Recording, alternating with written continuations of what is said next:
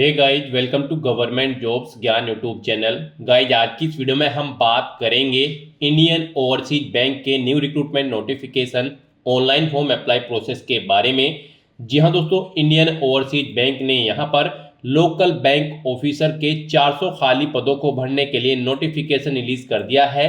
कैसे आप इस भर्ती में पार्टिसिपेट करने के लिए अपने फॉर्म अप्लाई कर सकते हो बिना कोई मिस्टेक किए हुए, इसकी पूरी जानकारी हम आपको स्टेप बाय स्टेप रजिस्ट्रेशन से लेकर प्रिंट तक इस वीडियो में देंगे।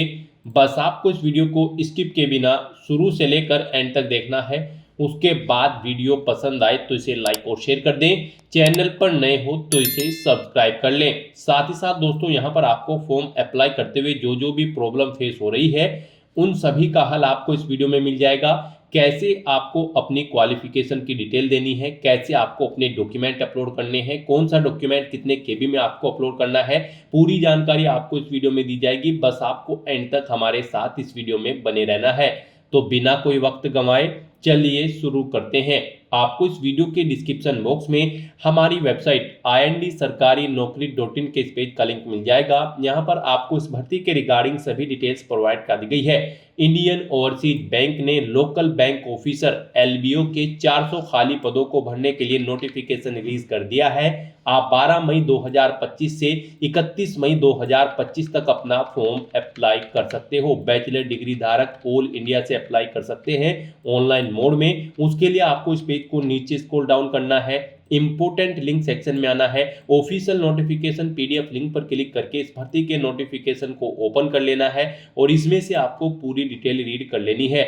यहाँ पर आपको सभी डिटेल्स प्रोवाइड कर दी गई है, जैसे कि क्या पोस्ट का नाम है, कितनी उसके लिए नंबर ऑफ वैकेंसीज है, कौन सी कैटेगरी के लिए कितनी वैकेंसीज है, कैसे आप अप्लाई कर सकते हो, कब से कब तक आप अप्लाई कर सकते हो, क्या आपका एलिजिबिलिटी क्राइटेरिया इस भर्ती में पार्टिसिपेट करने के लिए होना चाहिए। पूरी जानकारी आपको इस नोटिफिकेशन में दे दी गई है। आप यहां से सभी डिटेल्स रीड आउट करें, उसके बाद आप अपने फॉर्म अप्लाई कर लें। फॉर्म अप्लाई करने के लिए भी आपको हमारी वेबसाइट के इसी पेज पर ही अप्लाई ऑनलाइन का ये लिंक दिया गया है। जैसे ही आप इस लिंक पर क्लिक करेंगे तो आपके सामने यहाँ पर इंडियन ओवरसीज बैंक का ये ऑफिशियल पोर्टल ओपन होगा। गाइज, यहाँ पर आने के बाद अगर आपने पहले से रजिस्ट्रेशन कर रखा है तो आपको लॉगिन के सेक्शन में आना है और यहाँ पर आकर आपको अपना रजिस्ट्रेशन नंबर एंटर करना है, अपना पासवर्ड आपको एंटर करना है, ये कैप्चा कोड आपको यहाँ पर एंटर करना है और उसके बाद आपको सबमिट के इस ऑप्शन पर क्लिक करके अपने डैशबोर्ड में लॉगिन कर लेना है और फिर वहाँ से आपको अपना फॉर्म अप्लाई करना है।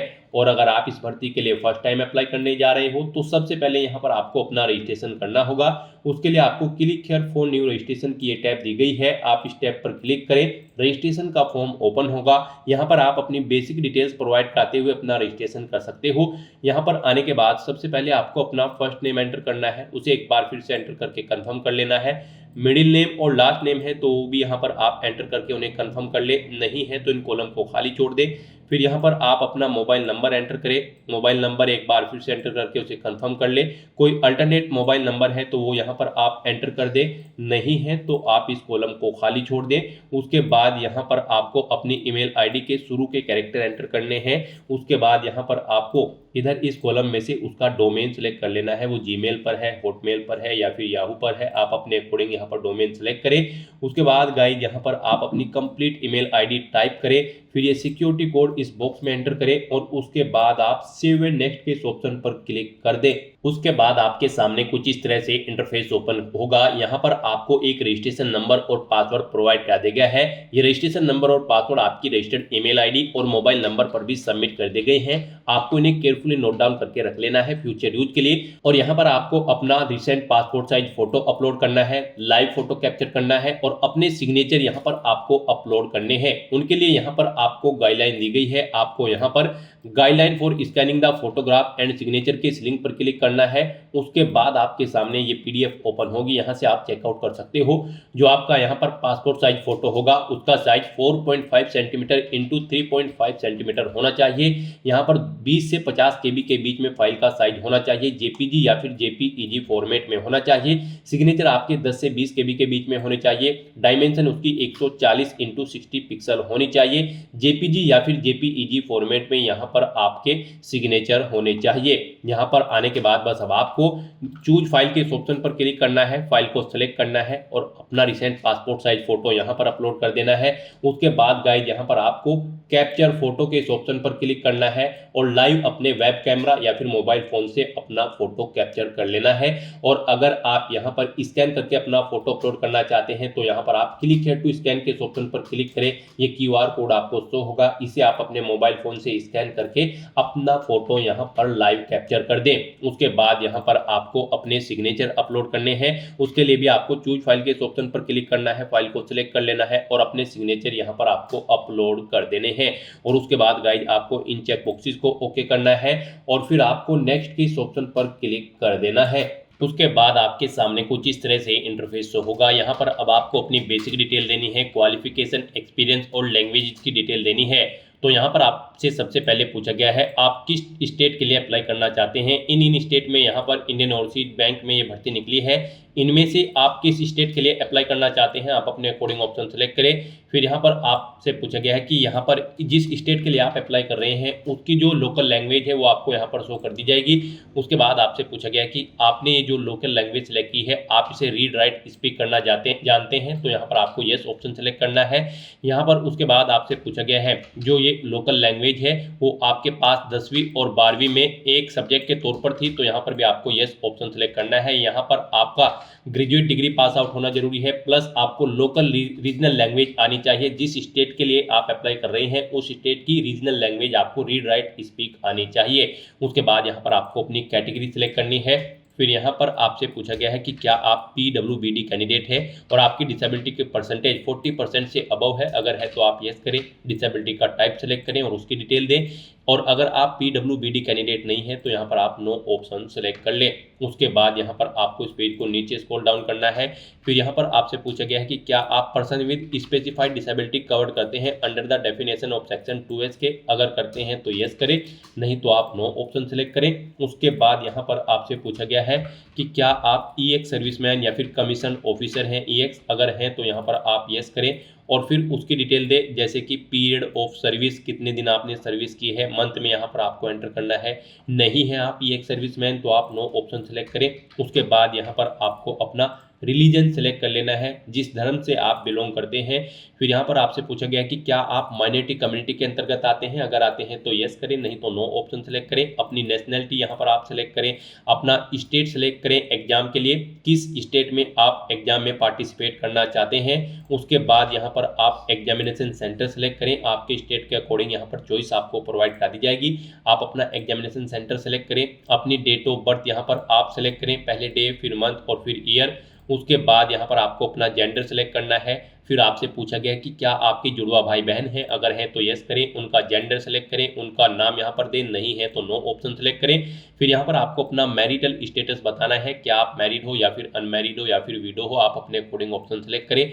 अपने फादर का नाम यहाँ पर आप एंटर करें, मदर का नाम एंटर करें, अपना कोरोस्पोंडेंस एड्रेस यहाँ पर आप दें। उसके बाद परमानेंट एड्रेस यहाँ पर दें, और अगर आपका परमानेंट एड्रेस आपके कोरोस्पोंडेंस एड्रेस के अकॉर्डिंग सेम है आप इस चेक बॉक्स को ओके कर दें, ऑटोमेटिकली आपका परमानेंट एड्रेस आपके कोरोस्पोंडेंस एड्रेस के अकॉर्डिंग फिल हो जाएगा। उसके बाद यहाँ पर आपको अपना GST इनवॉइसिंग एड्रेस सेलेक्ट कर लेना है, जिस एड्रेस पर आप इस भर्ती के लिए कम्युनिकेट करना चाहते हैं।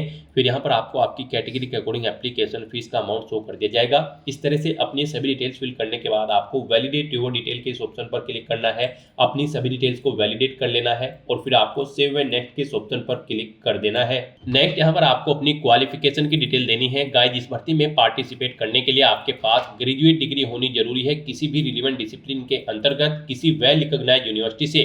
तो यहाँ पर आपको अपनी ग्रेजुएशन की डिटेल देनी है। यहाँ पर आपको अपनी स्ट्रीम सेलेक्ट करनी है जिसमें आपने अपनी ग्रेजुएशन पास आउट की है, आर्ट, साइंस, कॉमर्स या फिर एग्रीकल्चर, आप अपने अकॉर्डिंग ऑप्शन सेलेक्ट करें। फिर पासिंग डेट यहाँ पर आपको सेलेक्ट करनी है, कब आपने अपनी ग्रेजुएशन पास आउट की है, कितने परसेंट मार्क्स आपने ऑब्टेन किए हैं वो यहाँ पर आप एंटर करें। आपकी फर्स्ट क्लास है, सेकंड क्लास है, अपने अकॉर्डिंग ऑप्शन सेलेक्ट करें। फिर अगर आपने पोस्ट ग्रेजुएशन या फिर कोई अन्य डिग्री या फिर डिप्लोमा कर रखा है तो उसकी डिटेल भी आप सेम ऐसे ही प्रोवाइड कर सकते हैं। और अगर आपको एक्सपीरियंस है तो यहाँ पर आप अपने एक्सपीरियंस की डिटेल दे सकते हैं, नहीं है तो आप इस सेक्शन को खाली छोड़ दें। अगर आपको एक्सपीरियंस है तो यहाँ पर आपको अपना नाम देना है, अपनी डेजिग्नेशन देनी है, किस पोस्ट पर आप कार्यरत थे, कब से कब तक आप कार्यरत थे, वो डेट मंथ और ईयर आप यहाँ पर सिलेक्ट करें। नेचर ऑफ ड्यूटी दें, जॉब छोड़ चुके हैं तो उसे छोड़ने का कारण दें। इन डेट के अकॉर्डिंग यहाँ पर आपका एक्सपीरियंस कैलकुलेट करके आपको शो कर दिया जाएगा।